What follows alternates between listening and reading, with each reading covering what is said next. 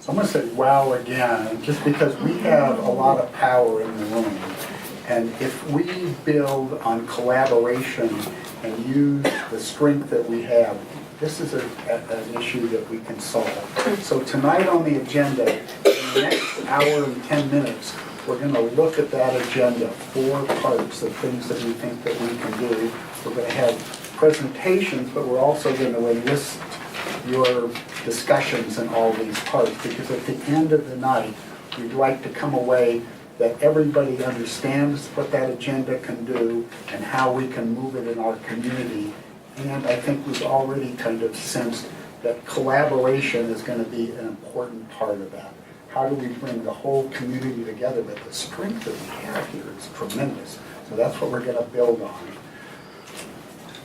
We're going to start that part about that part on the agenda, but there's another part on there that says the Ashland housing crisis. And so I'm going to spend just a few minutes just sharing a little bit about that notion.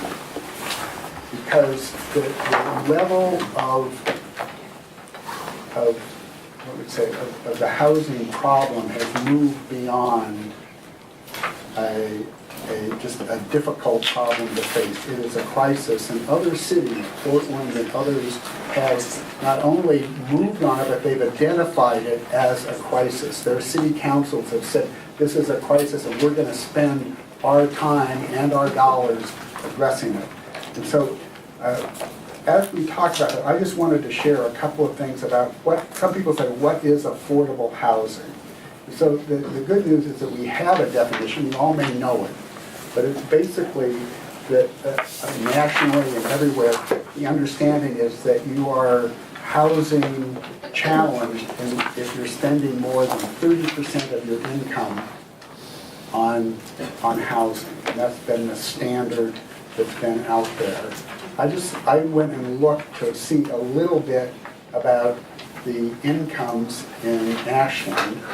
And think about it in this way, that just in a simple way, if you're working at $10 an hour and you had 2 families doing that, I mean, not 2 families, 2 incomes, you'd make $40,000, and what you could afford under that would be $1,000 towards an income, which in Ashland doesn't even get you, it barely gets you a 1-bedroom apartment at a low rate if you can find it. Here's an interesting part, that 16% of Ashland, excuse me, I better look this up.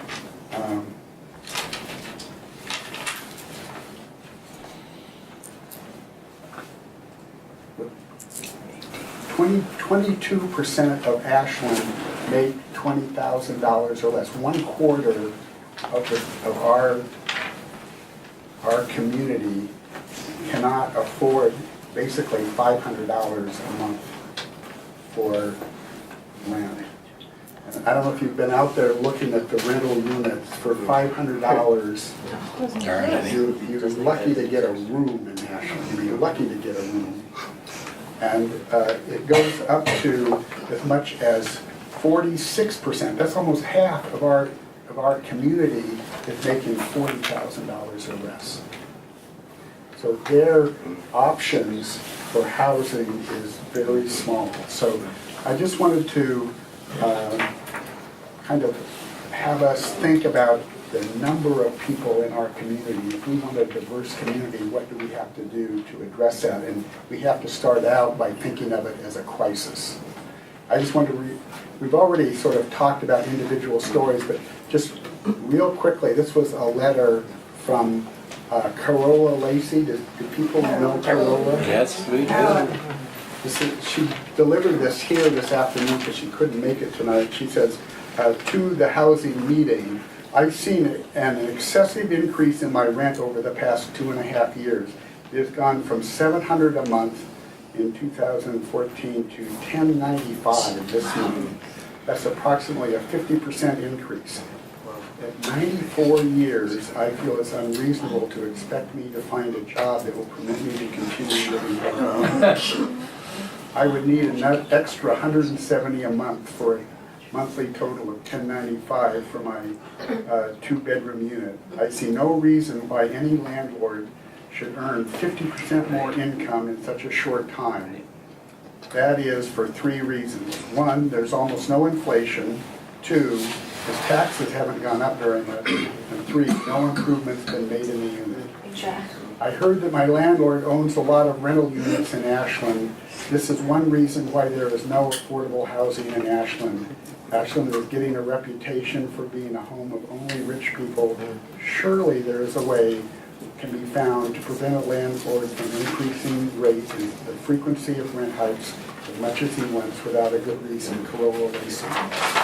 So our challenge tonight and going forward is, can we look at ways that we can fairly address this issue as a crisis and come up with solutions? I read a very sad story a few days ago. In October, a woman by the name of Karen Batts was evicted from a downtown apartment building in Portland for being overdue on paying $338 in rent. Some of you may have read about this. The apartment building was designed to provide affordable housing for seniors and people with disabilities. On account of being 7 days late with a payment in August, she was given a 72-hour eviction notice. Unable to pay, she appears not to have shown up in court, and the eviction complaint was decided in favor of the plaintiffs by default. Last Saturday, very sadly, she died of hypothermia in a parking garage 8 blocks away from where she lived, apparently trying to avoid the snowstorm which was raging outside. So I want to communicate this. A home is a hearth. For families, it's the foundation of a place to weather the world. And for children, it is one of the most important factors contributing to mental stability, to future economic success, to opportunities in terms of education and the workforce. Without a stable home, families are at risk of all manner of hardship. And for those who fall into that cycle of poverty and homelessness, the consequences can be dire and very difficult to remove yourself from. We can and must do better to meet the needs of our people, to have a stable home for a stable future for them and their children. And we can, but we must fight for affordable housing for everyone and protect renters from sudden evictions, which put people at risk. 30 or 60 days is not long enough with the vacancy rates that we have in our state to reasonably find a place to live. So, in Oregon, 1 in 5 households spends at least half of their income on housing costs. In the Medford metro area, we have seen the largest increases in rents in relationship to income in the country in the last year, more than San Francisco. Number one in the country. Households earning a median income in our area now spend more than 35% of their incomes on rental costs. That's what that means. Which, again, as Rich mentioned, is a federal definition of being cost burden. So we have low wages and low vacancy rates, which contribute to this crisis, and it results in some families who are even working full-time, living in their cars or vans. And we have to understand all of the facets of this, the psychological burden of living on the edge. Affects people's ability to function in the workplace. It has a well-documented and often severe impact on children, and in school in particular. Housing instability has a strong and deleterious impact on families' mental and physical health, placing more of a strain on already overburdened and underfunded social services. And our larger community also suffers those consequences. So I want you all to imagine a future for Oregon in which every child has a right to a stable home. That's where we need to begin. To warmth and to the freedom from fear. The fear of being evicted or being thrown out on the street. The fear of being displaced from the community where you live. So together we can take action protect the rights of tenants, and I'd like to begin there with just giving a sense now of where we're at in terms of with the crisis coming to the attention of legislators and to councilors and leaders across the state. Many of us assembled here today as a part of a broad coalition of organizations that are ready to take action. So at the statewide level, there are two big things that we can do to help tenants now. One of those is rent stabilization. So currently, cities and counties in Oregon, they're prohibited from regulating rents in any form at the local level. And so there's a statewide ban on that. Rent stabilization would allow cities and counties to set a cap for annual rent increases within their jurisdiction. It gives local communities the tools, if they are willing and able to use them, to implement local rent control policies, and that sets a cap upon annual rent increases. So there are currently two bills that are in the Oregon House of Representatives, HB 2001 and HB 2003. HB 2001 at this stage has been introduced by House Speaker Tina Kotek. It includes both a repeal on the statewide ban and also sets a moratorium on rent increases which are greater than 5%. The second thing I'd like to talk about is just cause eviction legislation. And so first we have to address what is a no-cause eviction. So in Oregon, a family can pay their rent on time, follow the law, be a good tenant, and still be evicted for no cause from the place that they call home.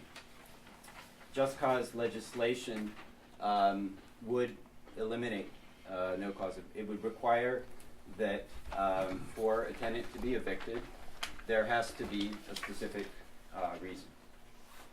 And of course, that can be failure to pay rent and various other things. It is not anti-landlord, but what it does is establishes a clear standard for both tenants and landlords in terms of what is to be expected and protects the rights of tenants in that situation.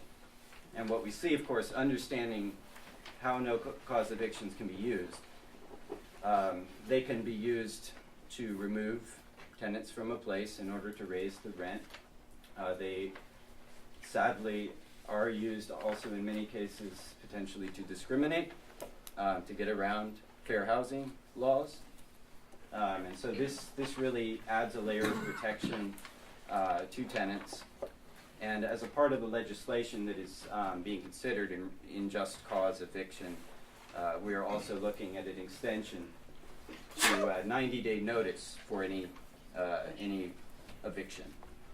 And currently it's 30 and 60 days after the first year. Portland, Bend, and Milwaukee, Oregon have already extended 90-day eviction pieces because they're allowed to do that under the current law that just passed in the last legislature.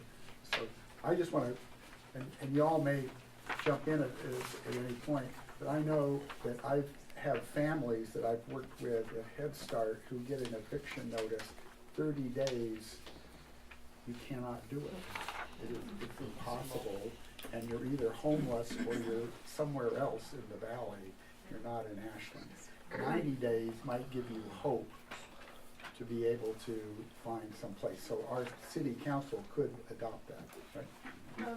Rich, I thought it was state law that these local communities cannot impose their own times. They can't impose rent control, but in the last legislature, they allowed cities to move to a 90-day standard, but the city has to take that step in terms of doing it.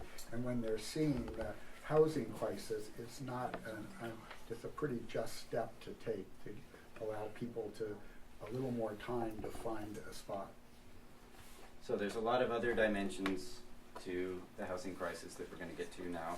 But I just want you all to have a good picture of, at the statewide level, these are two pieces of legislation that are going to be coming forward, and we will all have an opportunity to participate in that process and advocate.